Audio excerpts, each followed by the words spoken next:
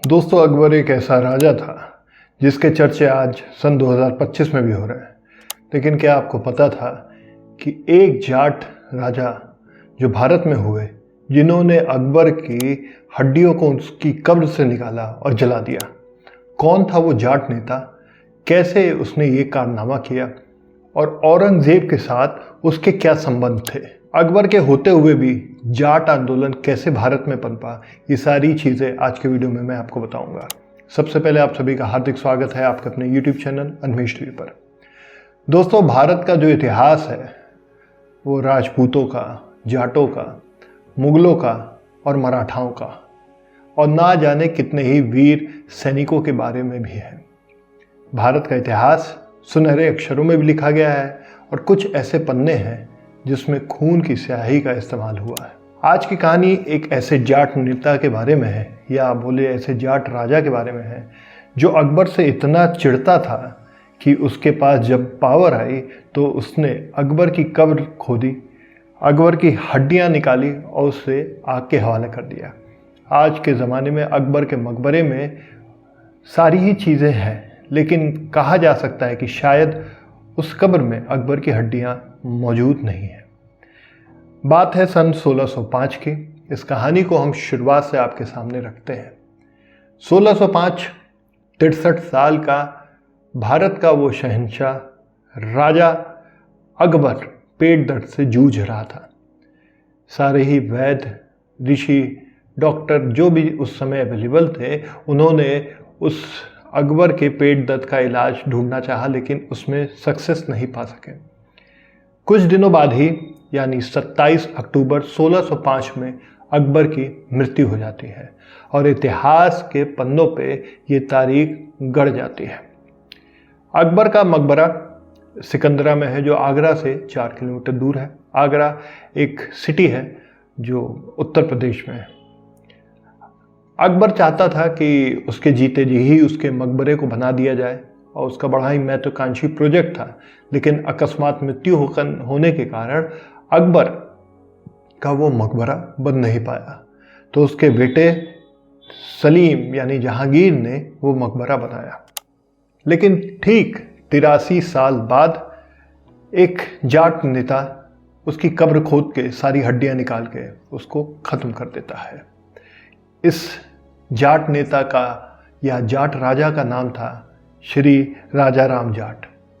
अब राजा राम जाट के बारे में जानने से पहले हम चलते हैं कि वो किससे प्रभावित थे, किससे इंस्पायर्ड थे। तो गोकुला नाम के एक जाट राजा हुए, बड़े ही गद्दावर, साहसी, बलवान और जाटों को एकजुट रखने वाले। हरियाणा के तिलपत में जो गोकुला राजा थे वो अपना राजपाट करते थे, क्रांतिकारी थे और वो मुगलों के द्वारा किए गए अत्याचार के खिलाफ हमेशा अपनी आवाज़ उठाते रहते थे। वो मुगलों से इसलिए भी गुस्सा थे क्योंकि मुगल इस्लाम में कन्वर्जन कराने के लिए कहते थे, अलग अलग जगहों पे हिंदू देवी देवताओं के मंदिरों को तोड़ा करते थे। तो इस बात से जो गोकुला थे वो काफ़ी गुस्से में थे और उन्होंने जाट आंदोलन को पहला रूप दिया।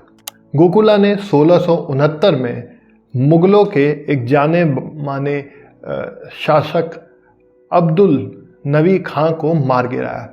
उसके बाद मुगल सल्तनत में उनके नाम की चर्चा होने लगी। अकबर ये सारी चीज़ों को जब जानता है तो उसका दिमाग खराब हो जाता है। वो अपने सारे ही लोगों को बोलता है कि उसे मथुरा जाना है, लेकिन किसी कारणवश वो मथुरा नहीं जा पाता है। उधर बीच वो अपने एक खास व्यक्ति जिसका नाम था हसन अली खां को ये जिम्मेदारी सौंपता है कि वो मथुरा में जाके गोकुला को मार गिराए या उसको पकड़ के उसके सामने लाए। हसन अली खान जब मथुरा में जाता है तो अपने वॉर और टैक्टिकल आइडियाज़ और प्लान के मुताबिक कई सारे छोटे युद्ध करता है। 3 दिन बाद ही गोकुला को पकड़ लिया। उसको अकबर के सामने जब ले आया गया तो उसने उनका मजाक उड़ाया। यहाँ तक कहते हैं कि उसने कहा कि वो उनका दामाद बनना चाहता है। उसके ऊपर इस्लाम कबूल करने का भी दबाव बनाया गया, लेकिन गोकुला एक जाट नेता था और सनातन धर्म को मानने वाला था, इसलिए उसने इस्लाम कबूल ना करने की कसम खाई। 1 जनवरी सन 1670 को बीच चौराहे पे गोकुला जी को फांसी दे दी गई। जब ये फांसी दी गई उसी समय कई सारे जाट बच्चों को उनसे प्रेरणा मिलनी शुरू हो गई। राजा राम जाट एक गद्दावर जाट राजा थे। उन्होंने जाट के 2 गुट जो मेन थे, सिंसीवार और चाहार, को एकजुट करके अपनी एक आर्मी बनाई, अपनी एक बटालियन बनाई और उनको ट्रेन किया। बंदूक कैसे चलाना है, तोप कैसे चलाना है, अपनी सरजमीन की रक्षा कैसे करनी है, अपनी तलवार को कैसे दुश्मनों के ऊपर हावी करना है, ये सारी ट्रेनिंग राजा राम जाट ने अपने सैनिकों को दी। उन्होंने अलग अलग जंगलों में छोटे छोटे मिट्टी के किले बनवाए। दीवारें इतनी मजबूत कि तोप भी उन दीवारों को ना गिरा पाए। इनको बोलते थे गढ़ी।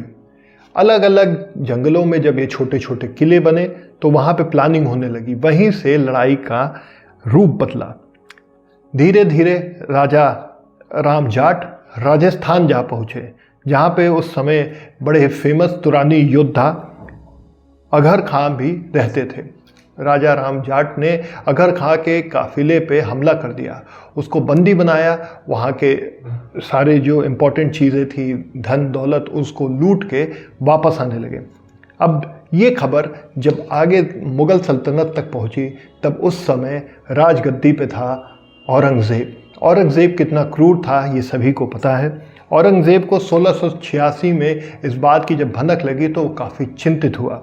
शुरुआत में औरंगज़ेब ने अपने लड़के को भेजा, लेकिन उसको बीच रास्ते ही से ही बुला लिया क्योंकि उसको दूसरी युद्ध में भेजना ज़्यादा ज़रूरी था।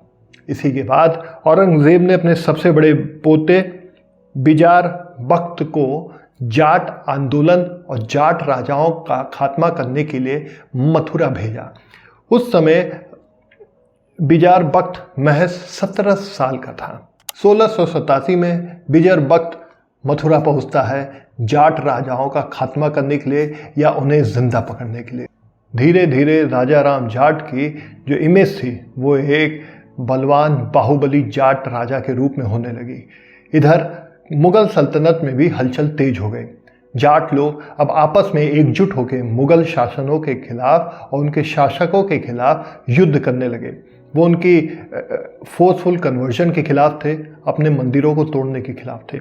उसी बीच 1688 में शेखावत और चौहान जो 2 गुट थे उनके बीच में लड़ाई होने लगी ज़मीन को लेकर। शेखावत लोगों का सपोर्ट किया मुग़लों ने और चौहान का सपोर्ट किया राजा राम जाट ने। इसी बीच लड़ाई होती है बैटल ऑफ बीजल की। बैटल ऑफ बीजल में राजा राम जाट की पूरी आर्मी एकदम अच्छे से लड़ रही थी।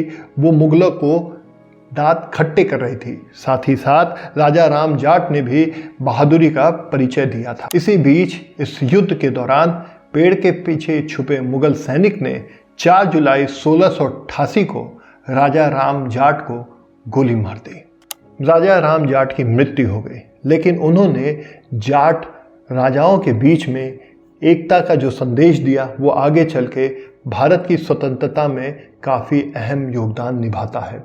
राजा राम जाट जब पावर में थे तो उन्होंने आगरा के अकबर के मकबरे पे हमला किया, वहाँ से बेशकीमती चीज़ें चुराई, वहाँ से जो चीज़ वो चुरा नहीं पाए उनको नष्ट कर दिया और अकबर के मकबरे के जो बड़े बड़े दरवाजे थे उनको भी पूरी तरीके से तोड़ दिया। आज हम अकबर का मकबरा देखते हैं तो एकदम रेनोवेटेड है, सारी चीज़ें हैं, पर उम्मीद यही है कि अकबर की हड्डियाँ उसके कब्र में नहीं हैं, क्योंकि राजा राम जाट ने वो हड्डियाँ खोद निकाली थी और उन्हें आग के हवाले कर दिया था। दोस्तों, आज की वीडियो में हमने आपको बताया कि कैसे जाट राजाओं ने अकबर से लेके औरंगज़ेब तक की नाक में दम कर रखा था और कैसे राजा राम जाट और गोकुला ने मुग़ल शासकों के दांत खट्टे कर दिए। ये वीडियो आपको कैसा लगा कमेंट बॉक्स में ज़रूर लिख के बताइएगा।